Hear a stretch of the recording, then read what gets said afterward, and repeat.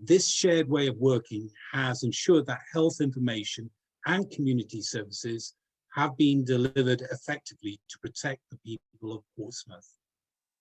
We now have an excellent vaccine hub open at St James Hospital, in addition to Queen Alexandra Hospital and 4 local surgeries offering the protection of a COVID vaccine. We have the responsibility to make sure that all the diverse communities in Portsmouth have information about the vaccine and can have their questions or concerns answered. We want to make sure everyone is confident in the safety of the vaccine and other health services available. We want to reassure people and let them know what to expect as we roll out the vaccine programme. We have brought together a panel of people who will explain more about the vaccine and the information available.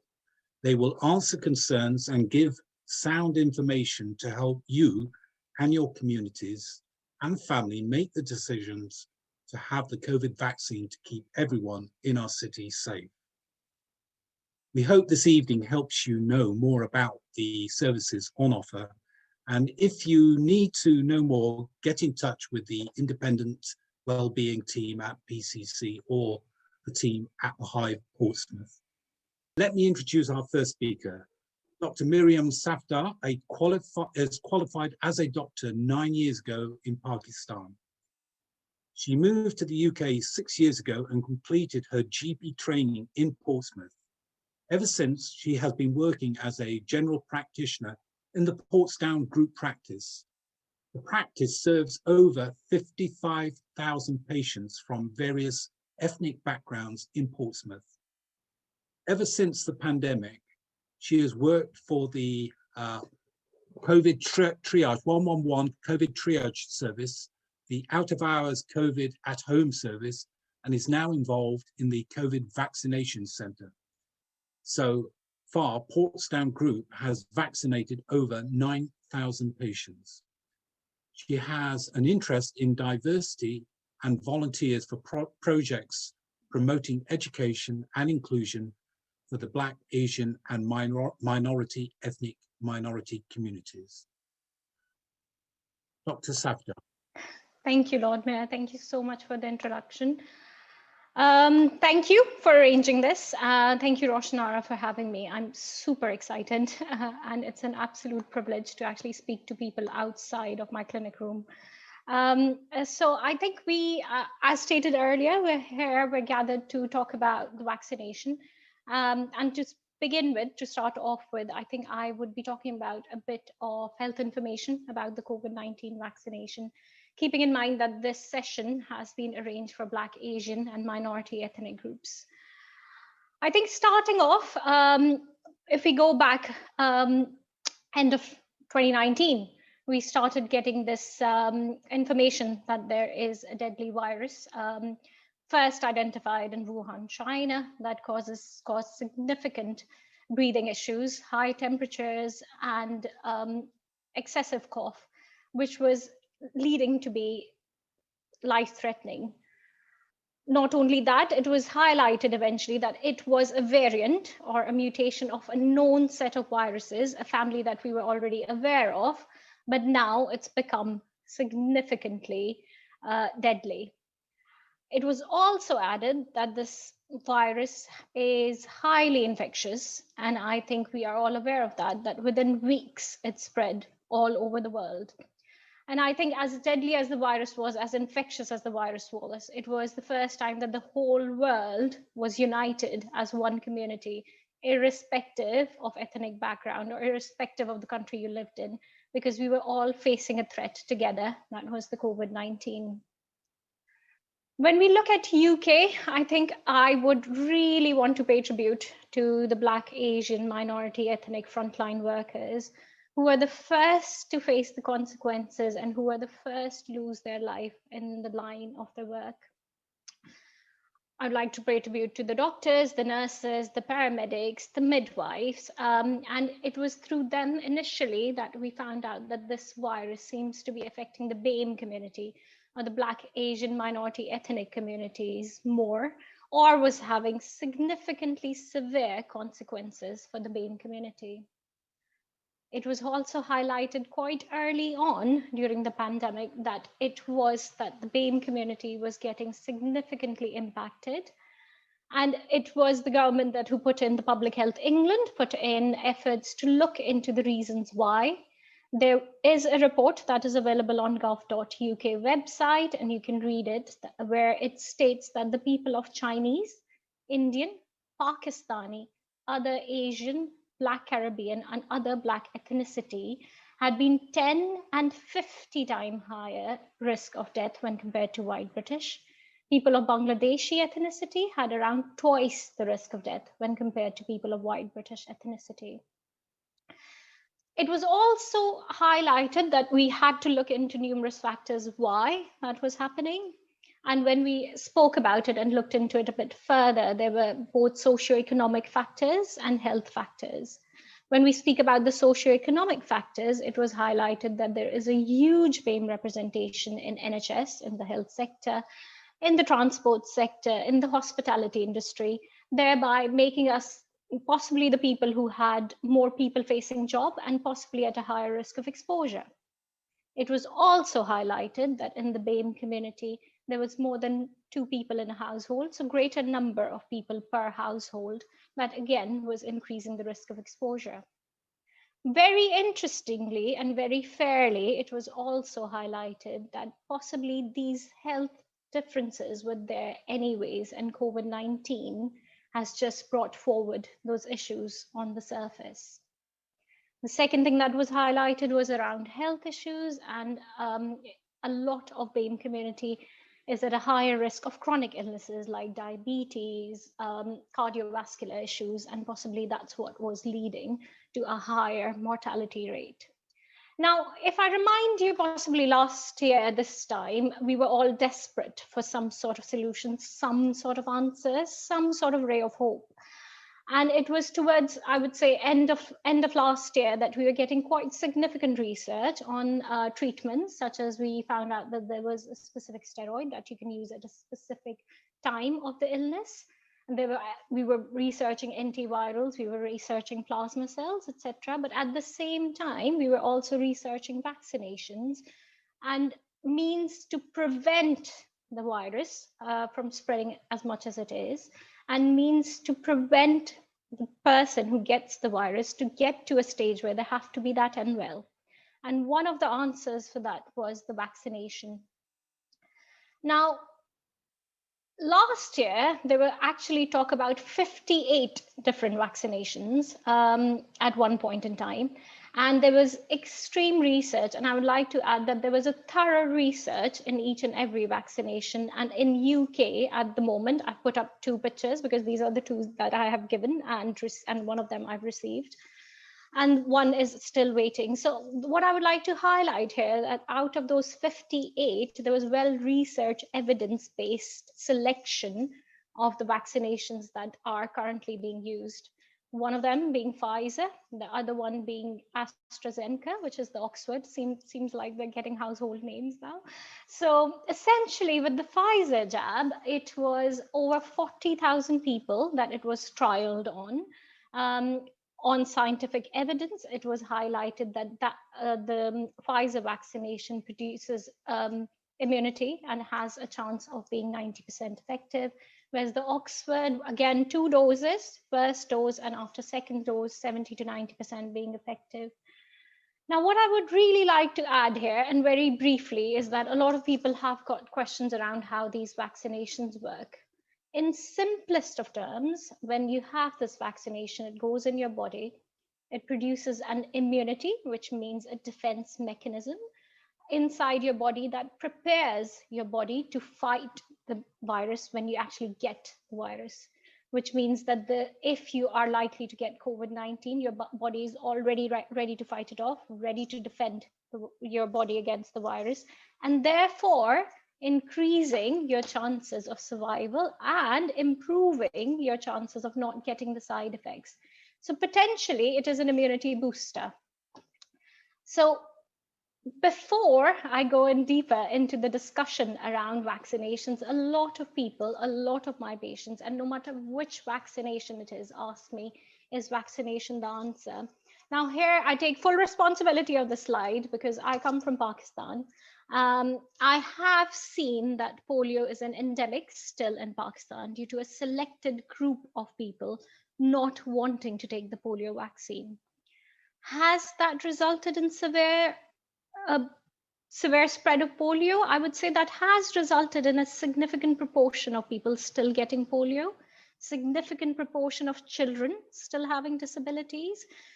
And yes, we do know after traveling here, after traveling into different countries where people are compliant with the vaccination, is there polio are they still dealing with the polio endemic? No, they're not. So essentially, if you look at evidence previously from different vaccinations, and if you ask me if vaccinations work in preventing disease, I would say yes, they do. So essentially what happened was, going back to the COVID-19 vaccination, what happened was when the vaccination was approved by JCVI and medication regulation authorities, we were given a list, and believe it or not, there was one point that our GP surgery was getting updates twice a day to guide us on how to deliver this vaccination program. This vaccination program, there has been a priority list that has been established. You can find that list on gov.uk website. A lot of you would have, if you have elderly family relatives, would already have been involved in how the priority list works. Now, we do hear that a lot of our BAME community did express concerns that there was no representation of the BAME community in this list. However, that has been looked into, and this list is entirely evidence-based, based on the population that is more a population group and age group that is more likely to end up in hospital with severe risk to their life. Now, how does the vaccination center work? So essentially, a lot of you would know that it is invitation only, as stated on the first picture. You would either get an invitation from your GP surgery, or you would get a letter of an invitation with a barcode on the top. Now you can take that letter to a vaccination hub where they would scan the barcode and then possibly give you the vaccination. Now these pictures are from the Kingston Crescent surgery, where I'm currently involved as a Portsdown group practice to give the jabs.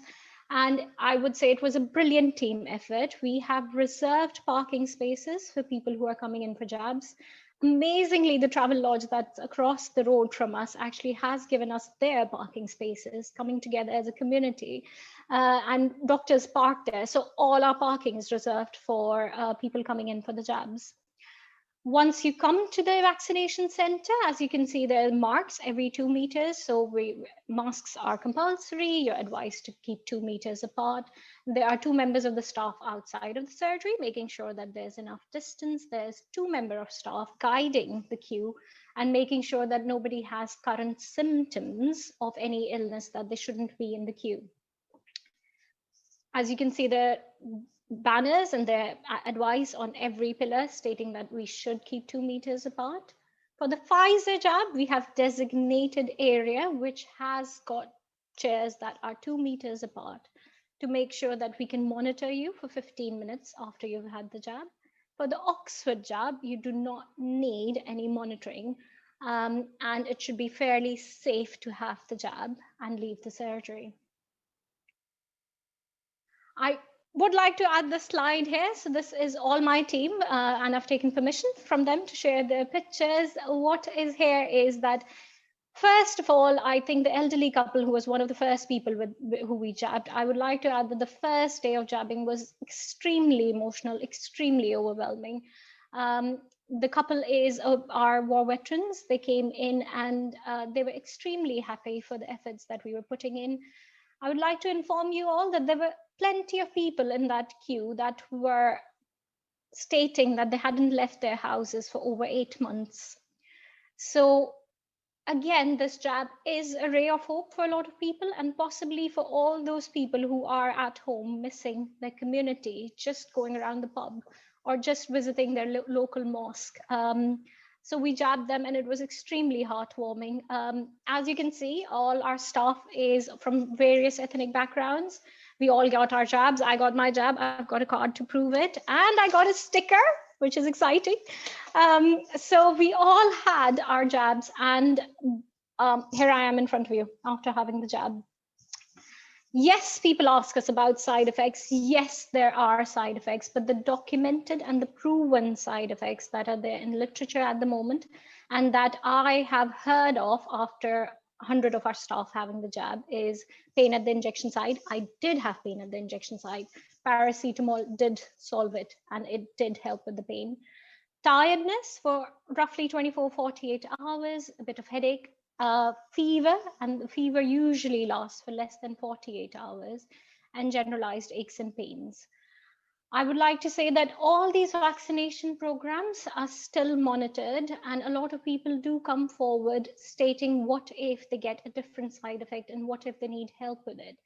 There is still that you can go on the MHRA website and fill in a yellow card for your side effect. And you can inform us if, sorry, I think somebody has unmuted. Is there a question? Sorry, Sandy. Yeah, okay. So there is a website where you can document your side effects. Of course, by all means, contact your GP surgery, contact 111. I am covering 111 calls, and we are more than happy to go through any questions that you've got.